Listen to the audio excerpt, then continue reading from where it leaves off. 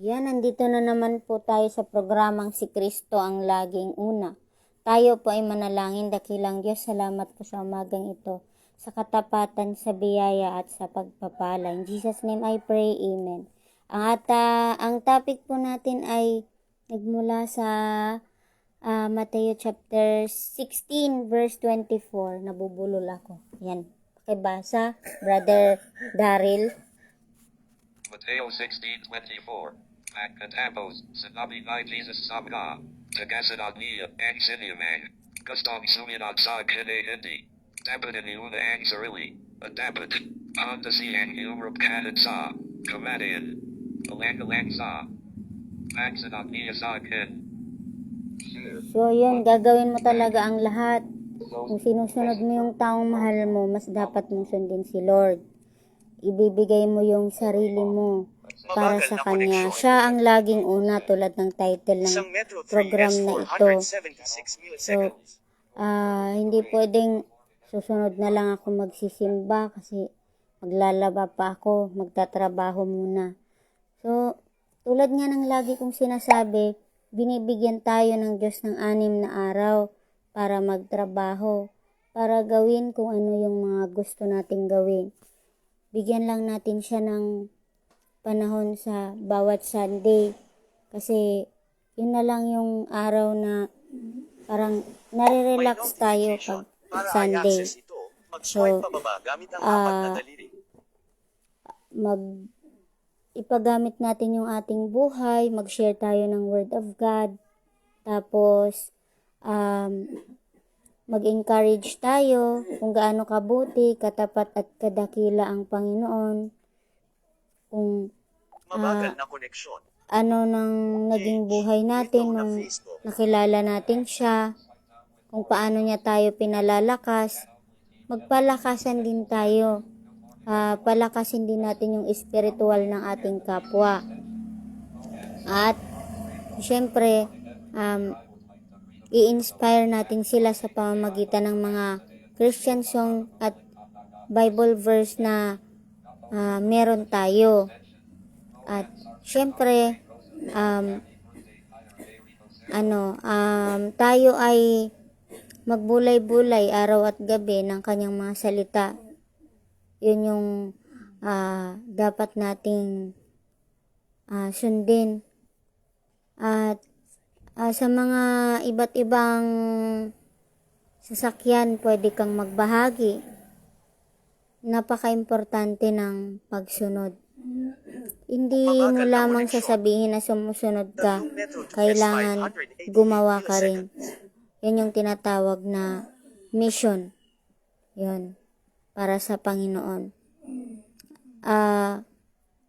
Katulad ng pagtulong sa kapwa, bahagi yan ng pagsunod mo sa Panginoon. Kasi kung hindi yan bahagi ng pagsunod mo, yung pagtulong sa kapwa, kung halimbawa hindi mo siya tinulungan, hindi mo na rin sinusunod ang ating Panginoon. Kasi ang gusto ng Panginoon yung magkaroon tayo ng malasakit sa isa't isa, magkaroon tayo ng malasakit sa ating kapwa, at especially magkaroon tayo ng malasakit sa kanyang ministry. Yung ministry na halimbawa tumutulong ka sa simbahan, bahagi din yan ng pagsunod. Yung pagwawali sa simbahan, yung luluto na para sa simbahan, luluto ng pagkain para doon, at yung paghuhugas ng mga pinggan doon sa simbahan, bahagi yan ng ministry na sinusunod mo. At tuparin mo yung mga pangako mo na maglilingkod ka ng tapat, bahagi din yan ng pagsunod mo sa Panginoon.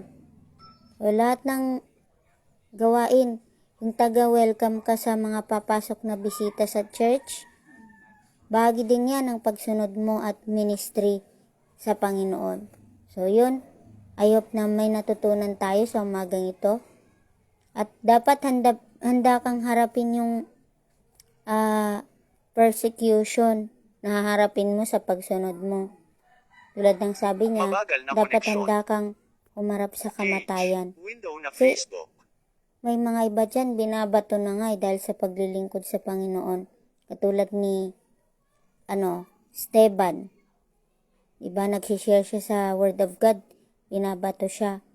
Huwag kayong matakot kung ayaw man sa inyo ng mundong ito. Ang importante, nakasunod ka at nakatupad ka sa pangako mo sa Panginoon na magkukumit ka.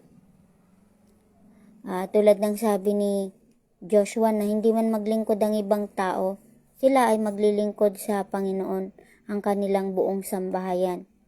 So sana, magawa natin hindi lang sa salita, hindi lang yung mabuti ka sa harap lang ng maraming tao, Christian ka, pero pag nakatalikod na, hindi na, kalimutan mo na yung pagtulong sa kapwa, Mabagal na koneksyon. yung pagbibigay ng gamot sa kapwa mo mananampalataya, isang mission na yon, isang pagsunod na yun sa pagtulong ni Lord. Kasi lahat naman ng tao, walang pinabayaan ang Diyos. So, yun. God bless po sa lahat. Let us pray.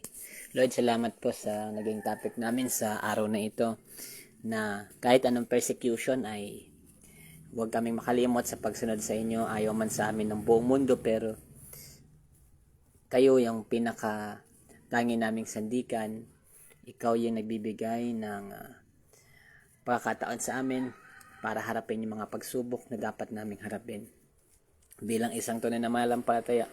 Dahil tulad kung paano man yung ginto ay pinapadaan sa apoy, ganun din yung ginagawa niya sa amin.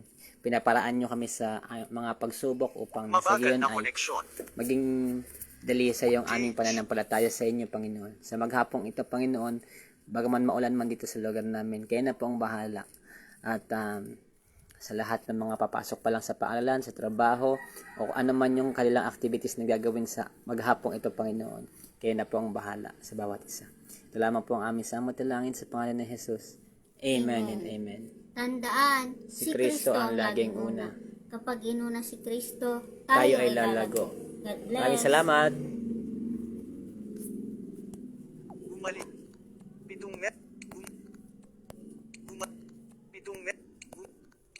Gusto mo bang magpatuloy sa tapusin?